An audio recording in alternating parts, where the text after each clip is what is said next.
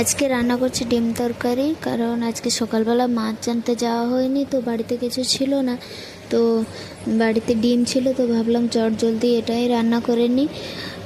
স্বাভাবিক সবার বাড়িতে যখন কিছু না থাকে তখন এটাই লাস্ট অপশন, তো আমি ভাবলাম চটজলদি এটাই রান্না করে নিই। তো যাই হোক, ডিম রান্না করার জন্য প্রথম ডিমটা সেদ্ধ বসিয়ে দিলাম, তারপরে পেঁয়াজ রসুন আদা এগুলো কেটে গুছিয়ে ধুয়ে নেবো। সব রেডি করার পরে গ্যাসে এলো কড়াইটা বসিয়ে কড়াই গরম করে কিছুটা পরিমাণ সরষের তেল দিয়ে দিয়েছি। এদিকে আমি ডিমটা ছাড়িয়ে নিচ্ছি।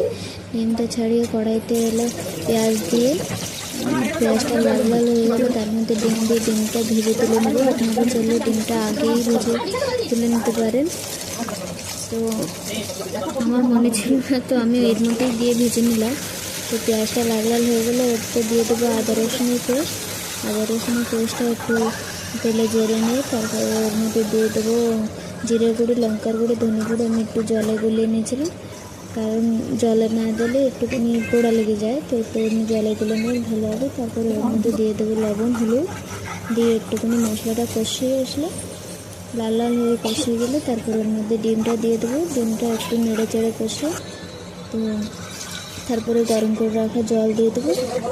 গরম জল দিলে তরকারিটা ভালো লাগে খেতে। তরকারিটা একটু ফুটে আসলে এই স্টেজে নামিয়ে গরম মশলা দিয়ে নামিয়ে দেবো।